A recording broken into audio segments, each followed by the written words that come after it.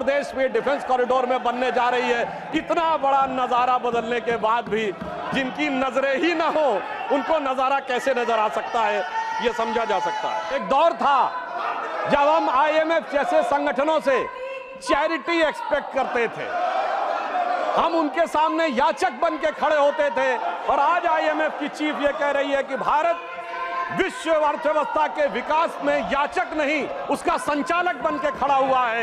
यह बात राष्ट्रपति महोदय के उस बात से बहुत स्पष्ट होती है। हमारी सरकार ने जो नालंदा का पुनर्स्थापना करने का प्रयास किया है वो भारत की ज्ञान परंपरा को पुनर्स्थापित करने का।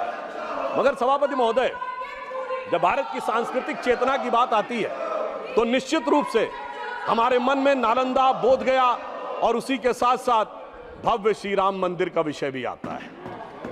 परंतु इस बार बड़ी मजेदार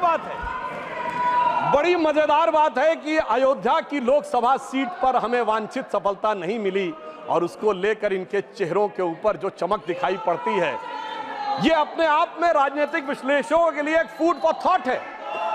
क्योंकि इस प्रकार का एक वातावरण इस देश में बनाया गया कि एक वर्ग के लिए all eyes should be on Rafah, चाहे किसी को पता हो रफा है क्या, कहां ये ना पता हो, पर दूसरे के लिए all eyes should not be on Ayodhya.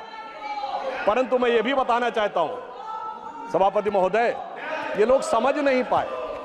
Ayodhya में जब हमें वांछित सफलता नहीं मिली तो हमारे विरोधी बता क्या रहे हैं, देखिए साहब, आप अयोध्या हार गए, बस्ती हार गए, प्रयागराज हार गए, चित्रकूट हार गए, नासिक, रामटेक और रामेश्वरम, यानी भगवान राम से जुड़े सारे स्थलों के बारे में बता रहे हैं कि यहां भारतीय जनता पार्टी को वास्तविक, जैसे कई तो ऐसी सीटें थी, रामेश्वरम कभी नहीं जीते थे।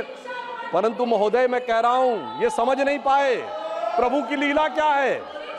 जो लोग ये कहते थे कि राम हुए नहीं, इसका सबूत दो, वो उत्तर से दक्षिण तक राम से जुड़े स्थानों का सबूत दे रहे हैं कि अयोध्या भी राम से जुड़ी थी, बस्ती भी जुड़ी थी, प्रयागराज भी था, रामटेक भी था, रामेश्वरम भी था।